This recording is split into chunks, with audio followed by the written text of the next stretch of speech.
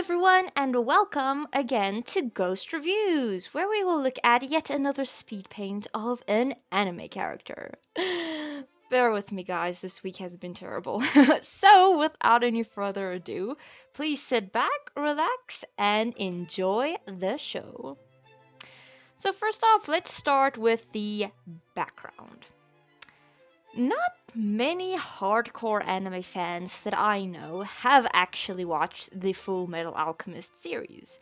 Why? Well, that's because the original series has about 51 episodes and the Brotherhood reboot has 64, I think. Since the average anime consists of 13 to 21 episodes, it comes as no shock that the people don't really want to commit to watching every single damn episode, especially if there are also a bunch of filler episodes in the mix. I know other shows like Dragon Ball Z and, of course, everyone knows One Piece. They have a lot of episodes, and even Naruto, and those are like the classic 3 anime that everyone where I come from knew about, even without knowing that it was an anime. And people still watch those because they are readily available on television. But shows like Fullmetal Alchemist and shows like Monster, perhaps, they are not really very easily available. So you'd either like watch it on a super weird, dodgy site or have a very low quality upload on YouTube, which is less than ideal. Some good news for the lazy otakus out there is that you can watch 3 full-length live-action Fullmetal Alchemist movies on Netflix, if you have Netflix. They are live action though, and the voice actors aren't the same as in the original, but it's not the same though, and you could definitely do miss out on a few plot points and jokes that only make their appearance in the anime, but it is a small price to pay for the adventure of a young alchemist and his brother, whose soul is trapped in a piece of armor as they travel the entire country in search of some way to restore him back to normal. And yes, this is one of the best vintage anime I've ever come across that definitely is worth watching through 115 episodes. It's not even like Soul Eater, where you watch not even 20 episodes and you're already bored of it. Well, I was anyway. There are also other vintage anime that I definitely would recommend. Oran High School Host Club is one of them. And well, yeah, that's about it. Yeah. Yes, and Vash the Stampede. Please, guys, watch that. It is the most amazing show, and the reboot is like it looks good, but the original had a lot of funny jokes in there, and I'm still busy watching that. It's cute. It's cute. Yeah. Anyway. So, just a little tip for those of you who don't know, but both Fullmetal Alchemist and Fullmetal Alchemist Brotherhood follow the exact same premise. Up until the appearance of Hohenheim, which is their father, but from there on, you can either decide if you want a more realistic ending that is more pessimistic, or of course, the exciting happy ending. Personally, I prefer the original, but Brotherhood is better for those of you who would want faster progression and better visuals. Yes, the original one, Edward does still look like a child, and then, in the Brotherhood, you can actually see him get older from, like, episode 1 to the last episode. I don't know how the hell they did that, but it was amazing. So, they do, though, for those of you who are a bit skeptical about the whole alchemy thing, they do address a lot of things. You know, kind of the magic behind it. If the world didn't go and delve into physics, it would have probably gone the route of alchemy. That's what the story is about. So it's an alternate world where they do question faith, they have alchemy, and the main premise of the show is rather morally questioning, but also kind of you just start questioning a lot of things. You do learn a lot, but there are a few triggers, so if you don't like that, probably stay clear.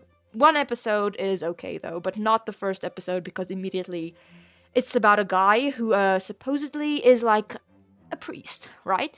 He hears from God, but he does not in fact hear from God. He is a con artist. So if you guys don't like that, don't watch it.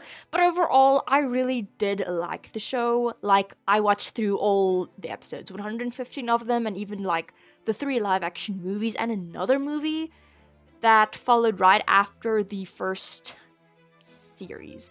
So, I only did that because I really love the voice actor for Edward Elric. He also voices Tamaki in Oran High School Host Club, so I do have a very big love for him.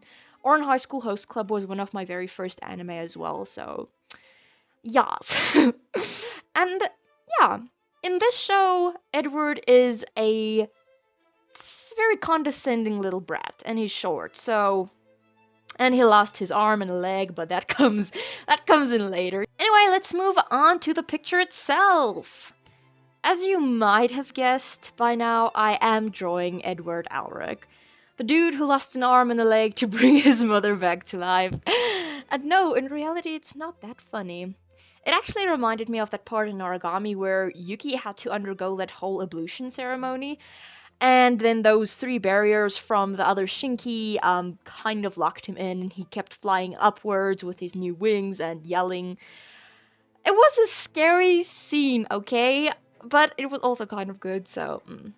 But anyway, I was looking up at the pictures on my walls and realized that I actually did used to do a lot of close-up shots on especially like the face and the torso of the characters. So, instead of showing you guys the abomination of the full body character I drew last, I decided to skip out on last week's video and give you some high quality stuff this week. I tried to draw Alan, but he looked horrible, so anyway, this drawing actually did end up looking half decent. Not that it could go through as an actual anime kind of decent, but it will look at home on my wall. Definitely, with the rest of my best artworks. And I just realized I have to update them. Some of these are so old, like 2018 old. I really have to redo my wall, guys. But anyway, I cannot actually remember where the scene is from. The scene that I'm redrawing right here, I cannot remember if it's from the original series or the reboot. I'm thinking it was from the original, where a certain, spoilers, a certain kid got fused with a certain animal. End of spoilers. I don't want to ruin it for you guys if you want to watch it, because that is a huge plot point for the people who watch it the first time. I went in almost completely blind in the series, so I didn't know about this kid and about this animal. So we're just gonna continue that, and if you guys have watched it, then you can comment down below what you thought of the scene, because to me it was, well, it wasn't that bad, but you could feel the emotion, you could see it in his face, in Edward's face, and yeah, it was just pretty unsettling. Just back in that day, people really knew how to express emotions through characters without saying, hey, I'm angry, hey, I'm upset. They actually showed it to you, which I can really appreciate as an artist and someone who just is overall a visual learner, so yeah. I don't know where the blood on his face came from, though. I mean, I have my suspicions that this probably isn't that scene, but yeah, I can't remember every single detail of the show. Oh my goodness. I must say I have redrawn this character before, right? He is on my wall also, but I put in too much shadows on his face, and you could like see his little braid, his red coat, and I kind of missed that when I was redrawing him over here. And the only reason that I could recognize him is the golden eyes and the golden hair and those big worried eyes. That was it. But in the series itself, a blonde character could literally be anyone. And here's the part of the show where I will tell you a little joke. So I thought it was pretty funny, but last year, September, a friend came over and asked me about the characters on my walls. And one of these characters, of course, was Edward Elric. So, I told her about the series and that my favorite character was actually Colonel Mustang, which was one of the few black-haired characters in the show.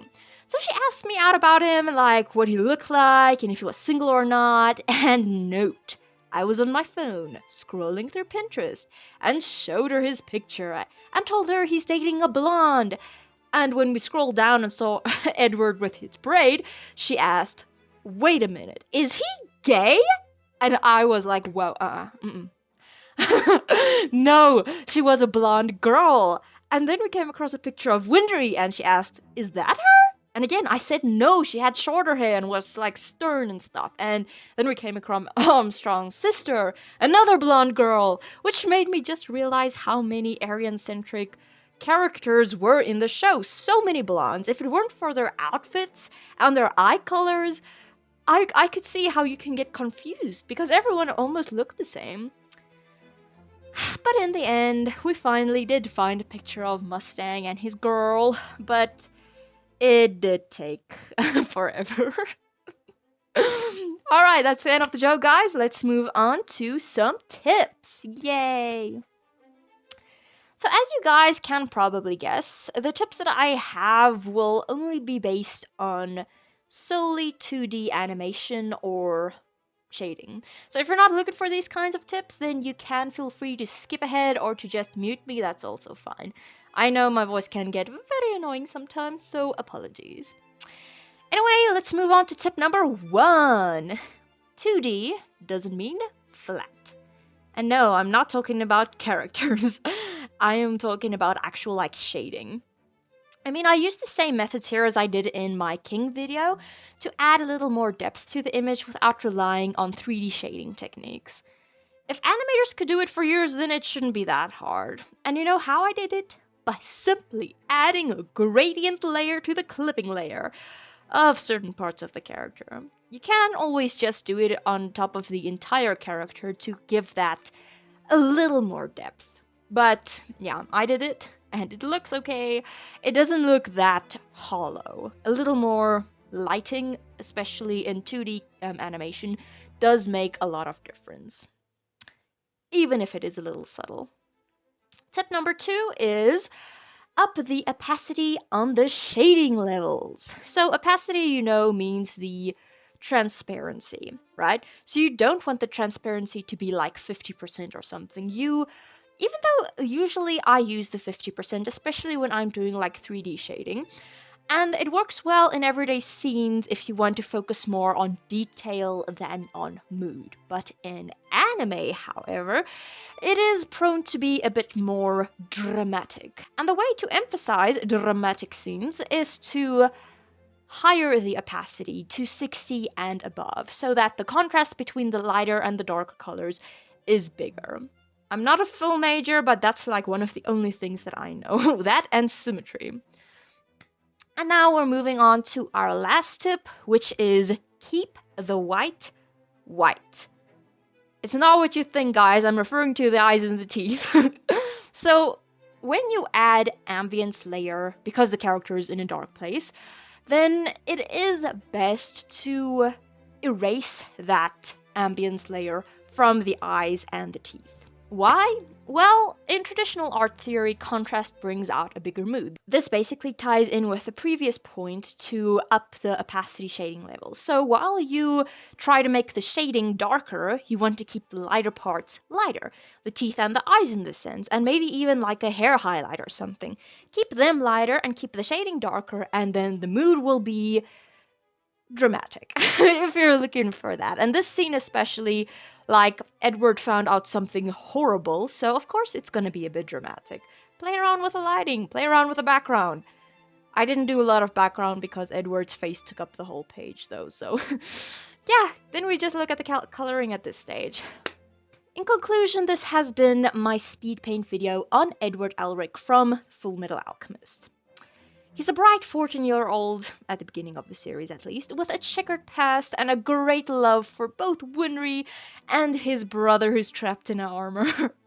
It really is a great show if you guys want to check it out. And if you've already seen the show, then please comment which character was your favorite.